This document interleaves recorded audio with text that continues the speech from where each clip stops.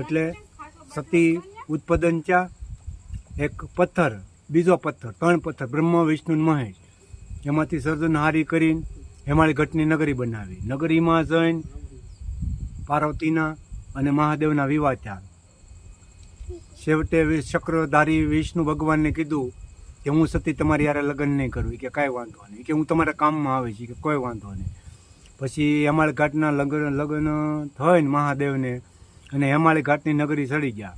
ચડ્યા પછી પાર્વતીજીએ કીધું કે મારા પિયરિયા જાવું, મહાદેવ મને રજા આપો. એટલે મહાદેવને કીધું કે તમે મારી યારે આવો, એ તમારું સાસરું કહેવાય ને.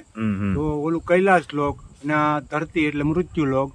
એટલે આવીને કીધું કે મહાદેવે કે સતી એ ભલે મારા સસરા રહ્યા પણ ત્યાં મારું સ્થાન ગ્રહણ નથી, એટલે હું આવી શકાય નહીં, તમે જઈ શકો, તમે જાતે જઈને જોઈ શકો. જોવા ગયા સતી તો યજ્ઞમાં હરેક બ્રાહ્મણ સંતો હરેક 18 વર્ણના જ્ઞાતિ હતા યજ્ઞમાં.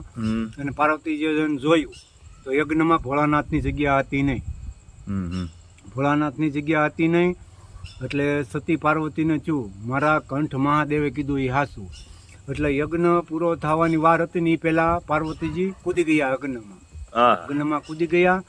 પછી ના હેમાળની ઘાટની નગરીમાં મહાદેવને ખબર પડી કે મારી પાર્વતી યજ્ઞમાં હોમાઈ ગઈ. એટલે ભગવાન મહાદેવે જટા કાપી અને વીરભદ્રને યાદ કર્યો કે વીરભદ્ર ધરતીનું ફને ફાત કરો. એટલે બધા જેટલા જોવા વાળા હતા 18 વર્ષ બધું નુકસાન. એટલે વીરભદ્ર કોઈ જેવો તેવો માણસ હતો નહીં. સૃષ્ટિનો ભાગ મારે ને પાટું બધું ફાડી નાખે. એટલે પછી માંડ ઢોક્યા. એટલે શંકર ભગવાન હેમાળી નગરીના ઘાટમાંથી જે હેમાળમાંથી ધબકો મારેલો સીધો યજ્ઞ હવનમાં પાર્વતીજીને કાઢ્યા. એટલે ખુદ ભગવાન મહાદેવ રડવા લાગ્યા કે હવે મારે શું કરવું, ભડેતું હોય ભડતું સતીનું યજ્ઞમાં એ કાંઈ પાછું આવે નહીં. એટલે ભટકીને આખી જગ્યા ભટકીને આવ્યા. સિદ્ધ 84 કહેવાય. 3 લોક, પૃથ્વી, પાતાળ અને છેવટ ધર્મલોક. ક્યાંય આવ્યું નહીં. એટલે ભગવાન જે હતા ને એને અહીંયા આવી ગયું વાસુદેવ કે હવે મારે મદદમાં જવું જોઈએ.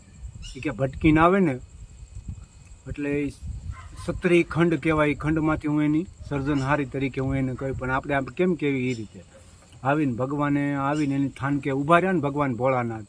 એટલે સુદર્શન ચક્રે ચક્ર દોડ્યું, છૂટું મેક્યું વાસુદેવે ચક્ર. એટલે શંકર અને પાર્વતીના બટકા કર્યા. એટલા મંદિરનું શાસ્ત્ર આપણા ભારત કારણે થયું.